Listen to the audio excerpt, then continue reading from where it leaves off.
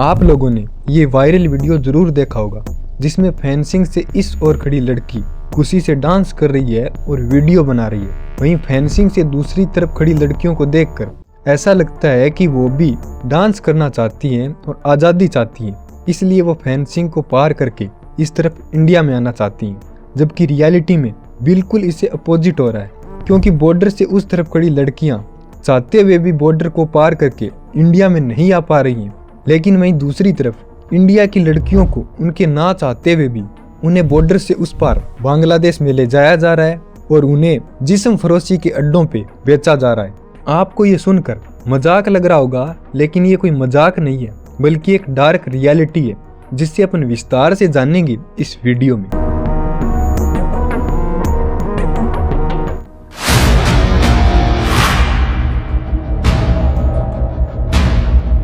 दहशत का पहरा, खौफ है गहरा।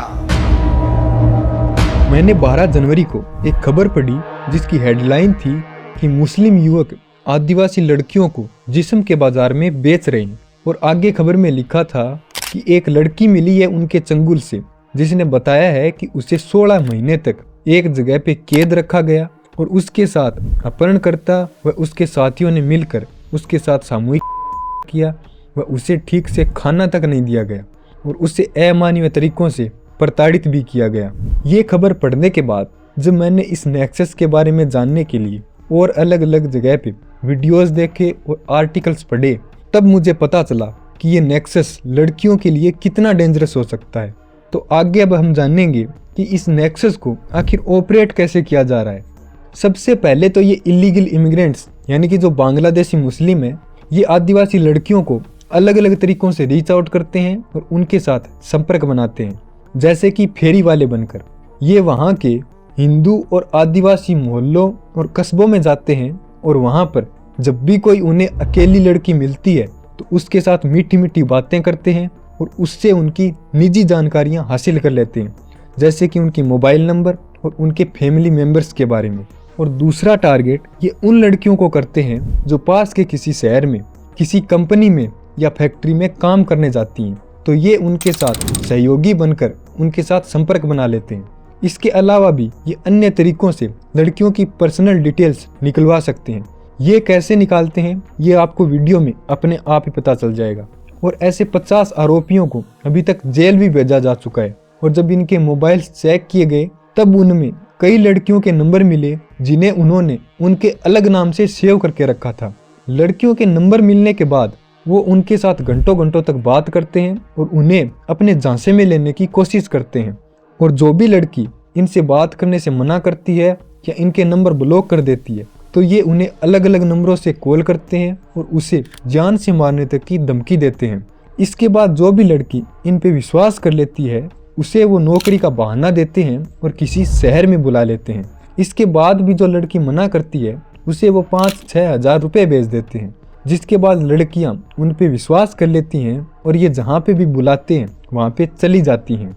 और जो लड़कियां जाने से बिल्कुल ही मना कर देती हैं उसका ये पीछा करते हैं और जहाँ पे भी मौका मिलता है उसे किडनैप कर लेते हैं और उसका ही फ़ोन लेके उसके घर वालों को मैसेज कर देते हैं कि मैं अपनी मर्जी से अपने बॉयफ्रेंड के साथ शादी करने जा रही हूँ और मैं इसी के साथ रहूँगी, मुझे ढूंढने की कोशिश मत करना, मैं अपनी मर्जी से जा रही हूँ। इसके बाद जब ये सब उसके घर वाले पढ़ते हैं तो उन्हें भी लगता है कि जिसे हमने इतने सालों तक पाला वो हमें इस तरह से छोड़ के चली गई, तो वो भी अपने ईगो के कारण उसे ज़्यादा ढूंढने की कोशिश नहीं करते हैं। और यही उन जिहादियों के लिए एक गोल्डन चांस बन जाता है। फिर वो जिहादी उन्हें ले जाते हैं और एक कमरे में कहीं पे बंद कर देते हैं, जिसके बाद उसके साथ गैंग रेप करते हैं, उसे ठीक से खाना तक नहीं देते हैं और उसे अलग अलग तरीकों से टॉर्चर करते हैं। और ऐसे ही ये सिलसिला कई महीनों तक चलता रहता है। ये सब करने के बाद कुछ लड़कियों को तो इस तरह से उनकी ज़िंदगी बर्बाद करके छोड़ देते हैं, लेकिन कुछ लड़कियों को इतनी बर्बरता बरतने के बाद भी उन्हें छोड़ते नहीं हैं, बल्कि उन्हें बॉर्डर से उस पार बांग्लादेश ले जाते हैं और उन्हें जिस्म फरोशी के अड्डों पे ले जाकर बेच देते हैं। उसके बाद तो उनकी ज़िंदगियों के साथ क्या होता है आप अंदाज़ा लगा ही सकते हैं।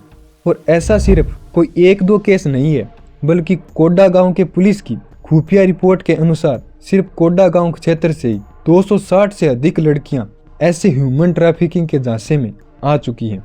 तो आप इससे आइडिया लगा सकते हैं कि ऐसी कितनी लड़कियां अब तक इनके चंगुल में फंस चुकी होंगी, क्योंकि कोडा गांव कोई अकेला ऐसा क्षेत्र नहीं है जहां पर यह सब चल रहा है। दैनिक भास्कर की एक रिपोर्ट के मुताबिक उन्होंने कोडा गांव क्षेत्र की 10 लड़कियों से बातचीत की, जिन्होंने चौंकाने वाले खुलासे किए। उन्होंने बताया कि पिछले 1.5 साल में ऐसी 98 लड़कियों को ऐसे जालसाजों के चंगुल से स्पेशल टीम द्वारा बचाया जा चुका है और 15 लड़कियां अभी भी लापता हैं। इन जिहादियों का आतंक वहां पे इतना बढ़ चुका है कि ये रेस्क्यू करके बचाई गई लड़कियों को भी वापस से किडनैप कर लेते हैं। और ये सब तो सिर्फ सरकारी आंकड़े, एक्चुअल में तो ऐसी कितनी लड़कियां होंगी जो ऐसे जालसाजों के चंगुल में फंस चुकी होंगी। जब एक रिपोर्टर ने वहां की एक महिला से पूछा कि वो किन लड़कियों को टारगेट करते हैं और वो ऐसा क्यों करते हैं, इसकी वजह जानकर आप चौंक जाएंगे। उनका ये कहना था कि मुख्तारगा की जो भी कुंवारी लड़कियां होती हैं, जो बच्ची होती हैं, तो वो बहुत खराब बयान था, तो उन लोग के साथ वो करने से मतलब सुन्नत मिलता है ऐसे करके। बस लड़की होना चाहिए, वो वर्जन होना चाहिए बस। हाँ, वही वो बोल रहा था कि इनके साथ अगर संबंध बनाओगे तो सुन्नत मिलेगा। तो सुना आपने कितनी गिरी हुई मानसिकता के बल पर ये भोली भाली लड़कियों को टारगेट कर रहे हैं। और ये सिर्फ इसके लिए ही लड़कियों को टारगेट नहीं करते हैं, बल्कि अपना हर एक हित साधने के लिए उन्हें एक वेपन की तरह यूज करते हैं।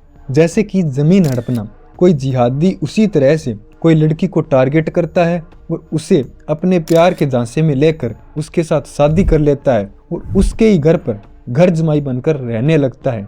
और कुछ दिनों बाद धीरे धीरे कर अपने परिवार के सदस्यों को भी वहीं पे बुला लेता है और वहीं पर अपने परिवार के साथ रहने लगता है।